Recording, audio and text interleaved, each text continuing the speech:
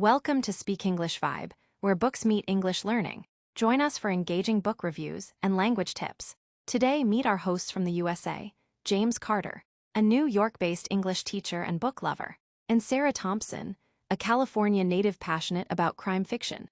They're diving into King of Ashes by S.A. Cosby, a thrilling 2025 crime novel about an investment banker battling a gang to protect his family. Expect suspense, insights, and English vocab tips. Subscribe, like, and comment your thoughts on King of Ashes below. Imagine a small Virginia town, but maybe not the charming kind. Think more. Faded glory. Boarded up shops, streets that feel a bit too quiet. There's this sense of decay, like history itself is weighing the place down. And right in the middle of it, a man carrying his own visible and invisible scars. A man haunted. Welcome to the Deep Dive. Today, we're getting into S.A. Cosby's novel, King of Ashes. And look, this isn't just a plot recap. We're aiming to really unpack this thing. It's raw, it's gritty Southern noir, but it's also got this incredible emotional depth, a lot of moral complexity. Our mission, really, is to pull out the key insights for you. Plot, characters, themes, Cosby's amazing style. Basically a shortcut so you're well-informed on this really compelling book. So where do we start with this world Cosby builds? Well, the first thing that hits you is how the setting itself feels like a character. That decay you mentioned. It's not just scenery. It mirrors Roman Washington, our protagonist. He's this big, imposing guy, former jailer, now a PI and bounty hunter. But underneath, he's emotionally locked down. Numb from past trauma, grappling with grief, regret. If you feel it right away, it's like the town's decline is sort of echoing his own internal struggle. It's really powerful. That link between him and the place feels immediate, yeah. He's trying to live this quiet, almost isolated life. Takes routine PI jobs, right? Like finding a missing kid linked to some shop owner. Trying to keep his head down. And there's Jenny, this potential love interest. She seems like she could be his anchor, maybe. She definitely represents hope, a connection to something outside his own darkness. Yeah, but he keeps her at arm's length. You can feel that emotional distance just stifling anything real from developing. It's like he's afraid to let anyone in. Exactly. He's built these walls. And then, boom. Something happens that just shatters that careful quiet he's constructed. What's the catalyst? It's the return of his older brother, Lucius. That's the bomb drop, as you said. Lucius is described as, charismatic, sharp, maybe a bit slick, but also seriously flawed. He's fresh out of trouble, big trouble. Not just a friendly family visit, then? Oh, definitely not. His arrival immediately signals danger. You quickly realize Lucius is tangled up with some very bad people, criminal elements. And that doesn't just threaten Lucius, it pulls Roman right back into the fire he was trying so hard to escape. It really kicks everything off. So Roman starts digging into this missing teen case, thinking it's one thing. And it turns into something else entirely. Yeah. He starts finding clues, missing people, shady business dealings, whispers about old crimes, legacy stuff. Like peeling back layers in that decaying town, finding rot underneath. Yeah. How deep does it actually go? Is it just a few bad apples, or...? That's a key question Cosby explores. It's pervasive. As Roman investigates, the authorities, particularly Sheriff Lane, they actively try to block him, misdirect him. Okay, so official corruption. Big time. And it's not just small-town graft. It connects to bigger things, dodgy land deals, hints of human trafficking. It's systemic.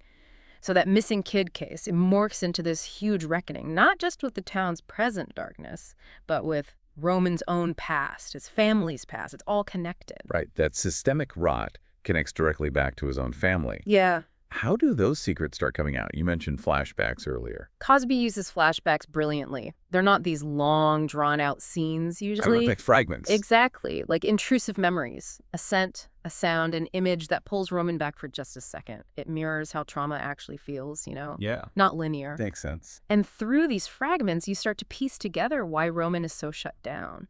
His mother's silence when his father was dying, his own inaction during a violent incident involving his father and a neighbor where Lucius had to step in. These little glimpses explain so much about his numbness, his difficulty with vulnerability now. And that history must feed into the dynamic with Lucius now. This deep distrust, even though they're brothers. Oh, absolutely. There's love there, somewhere deep down, but it's buried under layers of resentment, betrayal, shared trauma. They're constantly wary of each other. So Roman's hedging his bets, reaching out to informants. Yeah, like this guy Marcus, who confirms the sheriff's office is dirty, tied into those land deals. Roman doesn't fully trust Lucius, doesn't trust the authorities. He's isolated. And what's the toll on him? Especially with Jenny, does this just push him further away? It really does. His cynicism deepens. He wants to protect Jenny, but the way he does it, shutting her out, keeping secrets, it just puts more distance between them. It's that tragic thing where trying to protect someone ends up hurting the relationship. And it leaves him even more alone as the danger ramps up. And the danger definitely ramps up. Cosby's writing is described as what? Raw, muscular. Unflinching, yeah. As Roman digs, the pushback becomes violent. Real threats, attacks. Someone close to the investigation gets killed. So the stakes get incredibly high. They do. Cosby doesn't sanitize the violence. There are these visceral moments. Roman has to shoot someone to save Lucius in this really tense confrontation. Lucius gets badly beaten up. You see the blood, you feel the impact. And through this, Roman's numbness starts to crack. He's forced to react, to feel something other than that deep freeze. The body count rises. It's clear this isn't just about finding a missing person anymore. No, it's about survival. And it forces Roman into these impossible moral positions. Which leads us straight to that brotherhood. Roman and Lucius.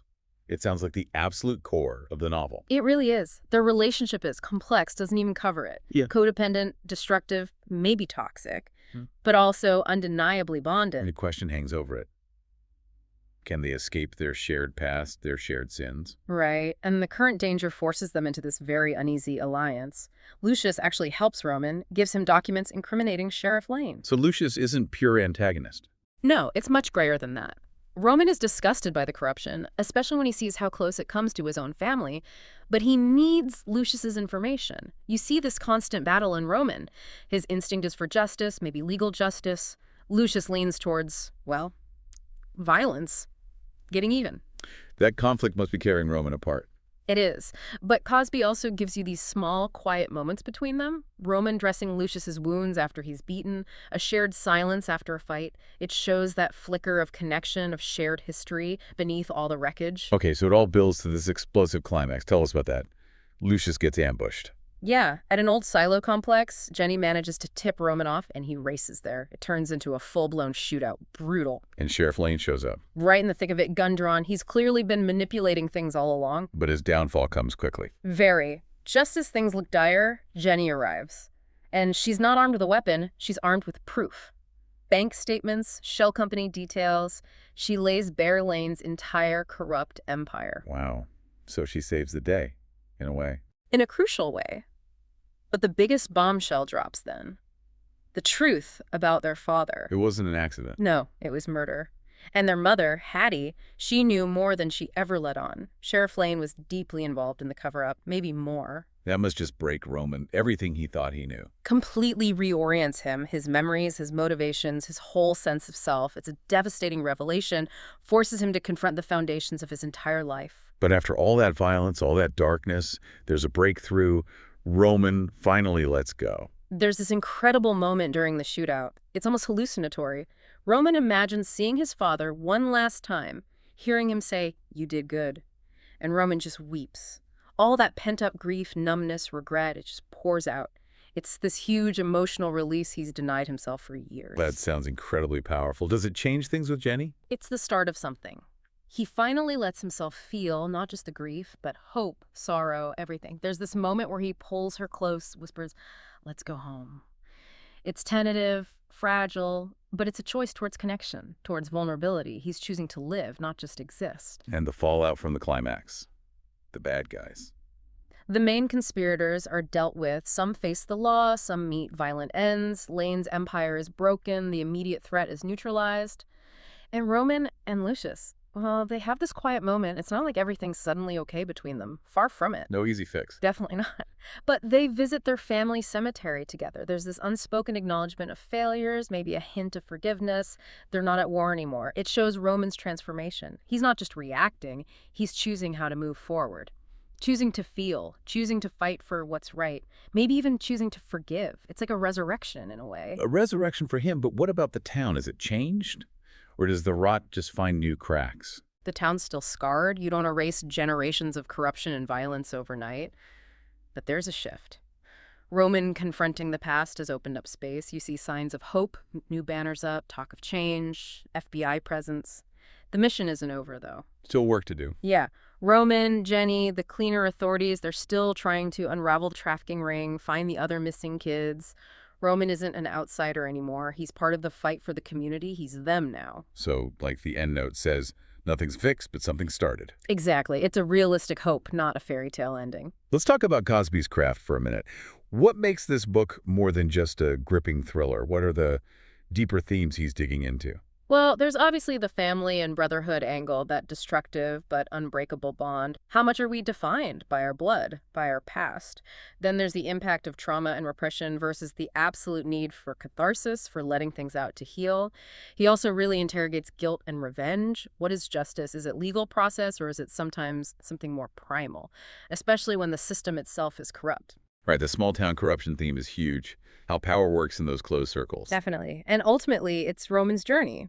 Finding his identity, transforming from this numb, reactive person into someone who chooses to feel and act. In Cosby's voice, it's described as this blend of hard-boiled tension and lyrical soul. How does that actually sound on the page? It's quite unique. The prose is sharp, direct, often minimalist, very muscular, as you said. It doesn't flinch from violence or ugliness.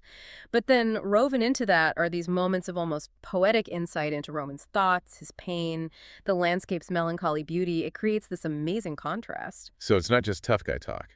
Not at all. He mostly uses Roman's perspective, so you're right there inside his head, feeling his turmoil. And the pacing is relentless, quiet moments of reflection shattered by sudden violence. It keeps you completely hooked and makes the emotional hits land harder. So putting it all together, why does this book connect so strongly? Why does it resonate? I think it's because it's Southern noir with genuine heart.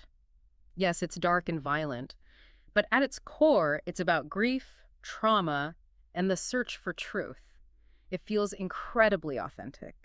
Cosby captures the atmosphere, the dialogue, the very feel of that place, the decay, the tension, even, the smell of things. It's visceral. And it taps into something universal. Absolutely. It's about what we bury inside ourselves, secrets, pain, guilt, and how those things can end up burying us if we don't face them. Roman's journey is painful, but you follow him step by step towards that confrontation, that disclosure. He leaves you feeling rattled, but also deeply moved. So to wrap up, King of Ashes is this really powerful look at violence, family, the struggle to express emotion, and what we do for the people we love, or maybe sometimes what we do to them. It's dark, yes, but there are these glimmers of hope, of grace. And it really leaves you chewing on this question about Roman. What does it actually mean to come home? Not just to a place, but to yourself, especially when home is somewhere you ran from and yourself is someone you tried to bury. That's a heavy thought to end on, but a good one. It definitely pushes you to think about justice, redemption, and if healing is really possible when trauma runs so deep, generation after generation. Something to consider long after you've finished the book.